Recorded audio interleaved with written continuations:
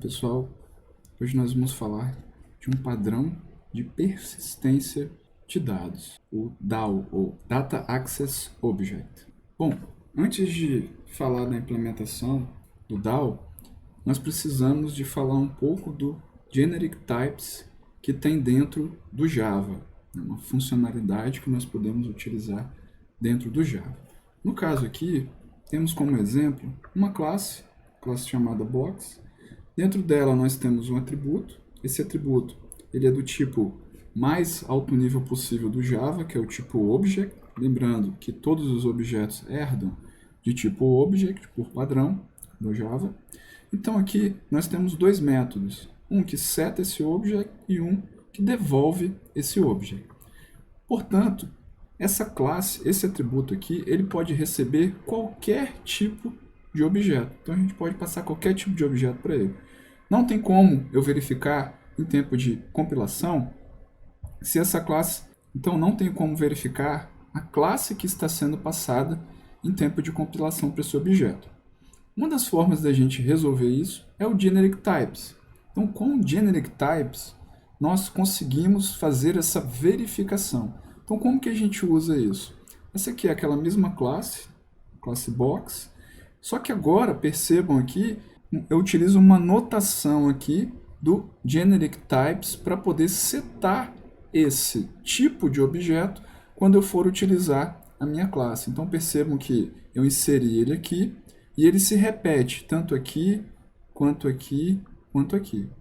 E aí, pessoal, como que a gente utiliza esse Generic Types? Então, quando eu for fazer a declaração de um objeto, de uma instância dessa classe, eu vou passar essa informação de qual é o tipo que eu pretendo utilizar juntamente com aquela instância. Então, no caso aqui, eu estou utilizando o tipo inteiro. Aqui embaixo, eu estou utilizando o tipo string.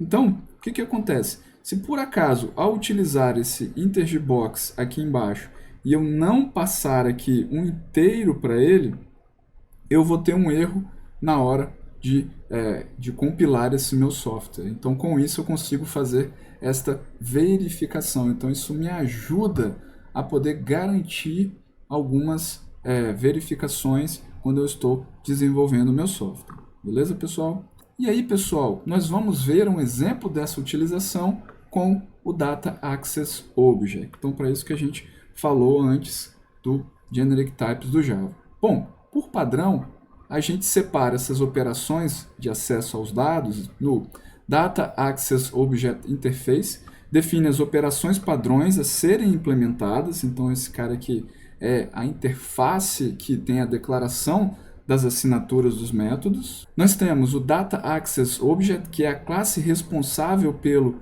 mecanismo de acesso aos dados, ou seja, é a classe que realmente vai ter o acesso, que vai fazer acesso às informações, seja ela através de uma persistência em memória, um banco de dados, ou um XML, arquivo, etc. E nós temos, por último, o objeto modelo, ou seja, o objeto que contém as informações que serão armazenadas quando nós implementarmos e estivermos utilizando esse padrão. Primeiro exemplo, pessoal, nós vamos utilizar uma persistência em memória. Então, basicamente, nós temos a nossa classe de domínio, que é aquela Model Object, que é o Student. Nós temos a interface que declara todos os métodos que eu vou ter disponível para utilizar, para persistir, recuperar ou salvar esses objetos aqui. E eu tenho a implementação em si de todos esses métodos que foram definidos aqui na minha interface. Então, esse cara aqui é quem realmente sabe como salvar aquelas informações. E aqui nesse exemplo nós temos a main, que é quem faz uso da interface, quem faz uso da implementação. A nossa classe de modelo, ou Model Object, ela é uma classe de domínio. Então, nós temos aqui um exemplo, Student, nós temos o atributo Name e o número de matrícula desse estudante. Então, nós temos uma classe de domínio como outra qualquer que vocês já conhecem. A nossa interface de acesso a dados, ele vai ter o quê? Vai ter a declaração de todos os métodos que eu vou precisar para poder utilizar, recuperar, atualizar as informações quando eu for realmente utilizar na minha classe concreta de acesso a dados. E eu tenho, por fim, pessoal, a minha classe que realmente faz a manipulação dessas informações. Então, é essa classe aqui que realmente vai recuperar e vai salvar as informações que eu preciso persistir. Então, eu tenho aqui a declaração do meu objeto de acesso a dados e com ele eu tenho a implementação daquela interface.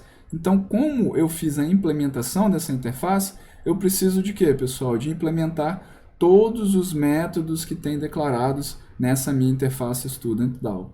E no caso aqui específico, pessoal, sempre que eu, por exemplo, adiciono ou removo um estudante, nesse caso aqui, eu estou removendo ou adicionando dessa lista de acesso a dados aqui. Então, esse cara aqui, essa minha base de dados, ela está em memória.